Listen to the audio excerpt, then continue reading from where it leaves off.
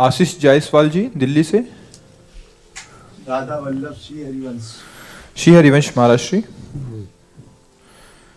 महाराज जी, मेरा खाना बनाने का कार्य है जिसमें प्याज लहसुन भी डलता है और ग्राहकों को मैं उसको टेस्ट करके ही देता हूँ और उन्हीं पैसों से मेरी घर की सेवाएं होती हैं। राधा नाम का भी जप करता हूँ। क्या महाराज जी इसके बाद भी मैं दीक्षा ले सकता हूँ?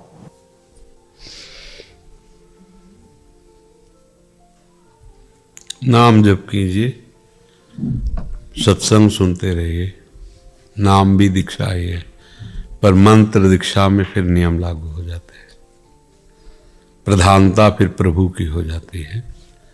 व्यापार तो जैसे सदन जी थे कसाई कुल में, तो मांस विक्रय का व्यापार करते थे, पर कभी चखते नहीं थे, हर समय भजन परायण, तो उनकी लीला का गायन किया गया भक्त चरित्र में, उनकी लीला। तो अगर जैसे मानो इस कोटि का व्यापार है तो कर सकते हैं, संसार का है, पर उसे हम पाए ऐसा नहीं हो सकता, उसे चखें ऐसा नहीं। और भी चखने वाले हैं।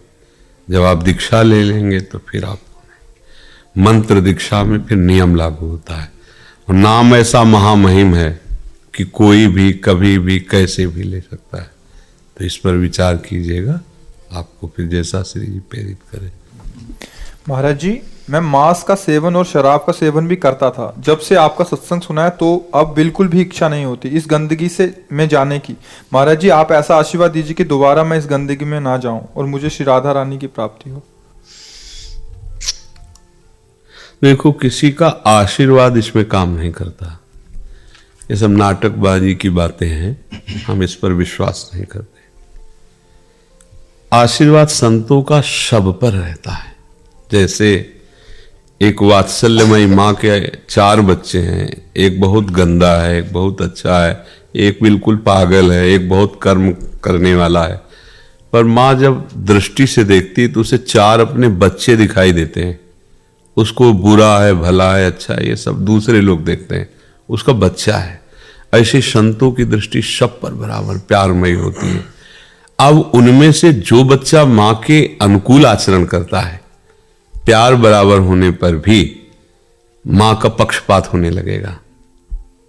आगे चलकर आपको दिखाई देगा कि मां उसे एकांत में बहुत दुलार कर रही है, क्योंकि वो प्राण समर्पित किए हुए मां की आज्ञा में।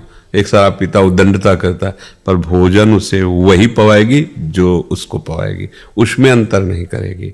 ऐसे ही भगवान और भगवान के प्रेमी महात्मा पूरे जगत में एक भाव रखते हैं, पर जब वो भगवान की आज्ञा का पालन करता है या संत आज्ञा का पालन, तो विशेष कृपा पात्र बन जाता है। कृपा तो सब पर है। तो इसलिए आपका निश्चय होना चाहिए।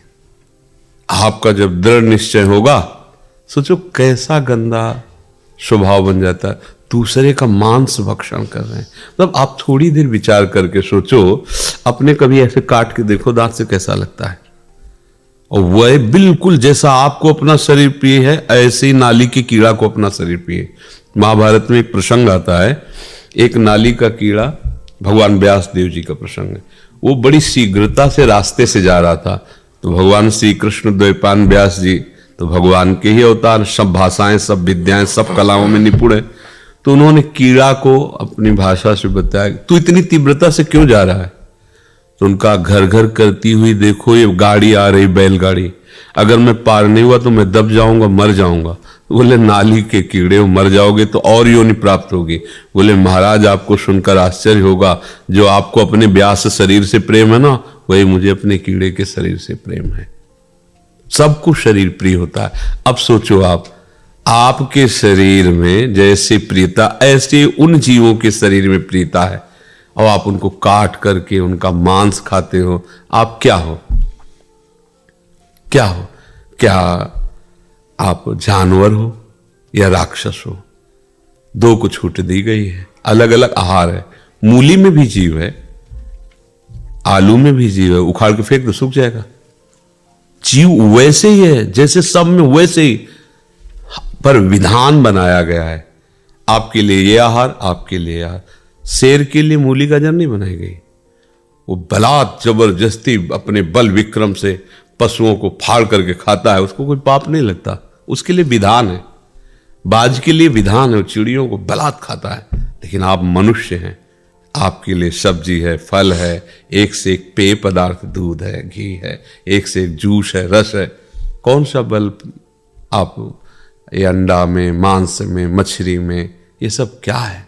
केवल बुद्धि भ्रष्ट हो गई है। और वो कहने में थोड़ा बुरा लगेगा, राक्षसी भाव इसे ही तो कहते हैं। वो जीव बचना चाहता है। आप जिस जीव की हत्या कर, आप देखो उसको, वो फड़फड़ा रहा है, बचना चाहता है, आप उसे जलाते हैं, काटते हैं, एक पैर बांध करके और उसको आग में जला रहे हैं। क्या ये जानते हो क्या होगा? घोर दुर्गति नरकों में होगी। अब वहां तो कोई, जैसे कहा जाए देखो ऐसा करोगे पुलिस पकड़ेगी, मार डंडे तुम्हें उल्टा बांध के मारेगी, बकवास है। और जो फंस जाते हैं ना उनको समझ में आता है। ऐसे नाखून उखाड़ते हैं, कितने कितने कष्ट। अब वहां कोई देखने वाला तो है नहीं ना, भोगना पड़ता है। जैसे यहाँ का जेल की सजा बताई जाए जनरल आदमी लगेगा यार दबकाने के भय के कारण कह रहे हैं, ऐसा कहाँ होता होगा? वो होता है जो तुम सोच भी नहीं सकते। तो ये तो बहुत साधारण, क्योंकि यहां कुछ ना कुछ तो दिल है, हृदय है उसके। वहां हृदयहीन है वहां के शासक, जो यमपुरी के भगवान यमराज के सेवक हैं, उनके हृदय नहीं है। ऐसी दुर्गति होती है। महाप्रभु प्रेम रस प्रकट करने के लिए आए, मैं जैसी थरिवंश नरक गति दुर्भर यम द्वारे कटियत नक्शी के। जब भोगना पड़ेगा तो भैया बहुत होश में, मतलब इसे खिलवाड़ न समझना। सबसे प्रार्थना है, हाँ, मांस, मछली, अंडा, शराब, मान लो हमारी प्रार्थना, ये मनुष्य जीवन तुम्हें मुक्त होने के लिए मिला है, उत्तम गति के लिए मिला है, ये गंदे आचरण के लिए नहीं मिला है। शराब में नशा नहीं है, भगवान का नाम जप के देखो, ऐसा नशा है, न रात में नींद आती है, न दिन दिन दिखाई देता है। एक अद्भुत आनंद, एक अद्भुत मादकता, एक अद्भुत उन्माद। शराब में क्या है? पिए हो, पड़े पड़े नालियों में ऐसे वैसे गाली कर देते हो, जिनको अपमान नहीं करना चाहिए उनका अपमान करते हो, पैसा खर्चा करते हो, शरीर नष्ट करते हो, धर्म नष्ट कर। किस तरह का लाभ शराब में हमें कोई बता दे? वैज्ञानिक से पूछ लो, किसी डॉक्टर से पूछ लो, किसी, या तुम अपनी छाती से पूछ लो कि तुम्हें क्या लाभ मिलता है? मूर्खता, विनाश, अपवित्रता, अधर्म, इसके सिवा किसी को मदिरा पीने से कोई भी लाभ मिल जाए तुम्हें बताओ? साधु महात्मा नमक रोटी खा के साधारण जीवन जी के ऐसे परमात्मा को प्राप्त, तो तुम उनके बच्चे नहीं हो क्या?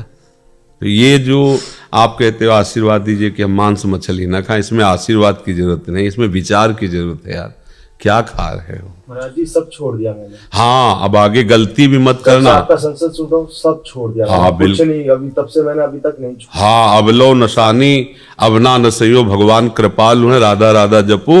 और तो हो सकता है वो ऐसे कृपालु है कि अहम त्वाम सर्वपापेभ्यो मोक्षयिष्यामि मा शुचा, वो दया करे, कृपा करे, हमें माफ करे, हमें आगे बढ़ा दे। नहीं तो बच्चा ऐसी ऐसी दुर्गति पूछो मत। एक वो पहले गीता जी आती थी हिंदी की, महात्म्य में, तो बचपन में उसे पिताजी के पास थी तो पढ़ा था, स्कूल जब जाते थे तो उसमें पहले एक महात्म होता था, फिर अध्याय होता था, फिर महात्म होता था, फिर अध्याय, हिंदी में एकदम सीधे। उसमें लिखा था कि एक आदमी के संतान नहीं हो रही थी, तो उसने किसी ऐसे तांत्रिक से पूछा, ये बहुत निर्दयी होते जो वास्तविक तंत्र को नहीं जानते, केवल ड्रामा करते हैं, न जाने क्या क्या आदेश कर देते हैं, क्या चढ़ा दो, क्या हत्या कर दो, ऐसा हो जाएगा, उनको पता नहीं, वो खुद मूर्ख हैं। किसी को कष्ट देने से तुम्हें सुख हो सकता है? ऐसा कैसे हो सकता है? कभी नहीं हो सकता। और वो ढूंढा अपने गांव में, तो हाल में ही एक ब्याई हुई बकरी थी, उसका बच्चा ऐसे दूध पी रहा था, बकरी उसको दुलार कर रही थी, तो उसने बकरी वाले से कहा, बच्चा दे दो, हम तुम्हें बकरी की रकम दे देंगे। तो वो लोभ में आ गया, बकरी भी तुम रख लो, बस केवल हमें बच्चा दे दो, रकम हम दोनों की दे दें। दे दिया, बच्चे को काटा, उसकी बलि दे दी जैसा तांत्रिक ने कहा। भला ऐसा दूसरे को बच्चे को मारकर किसी का बच्चा हो सकता है? भूल न करना, कभी कोई भूल मत करना।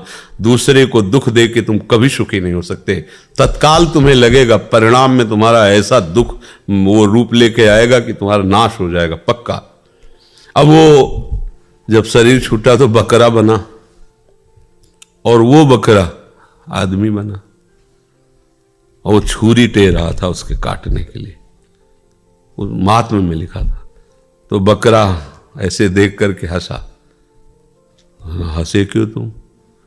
तो उसकी आवाज मनुष्य जैसी निकली, भैया यही गलती हमने की थी, पुत्र होने के लिए तुम बकरा थे, तुम्हें काटा था, और आज तुम हमें काट रहे, तो हंसी आ रही कि कर्म का फल अवश्य भोगने को मिलता है, अवश्य।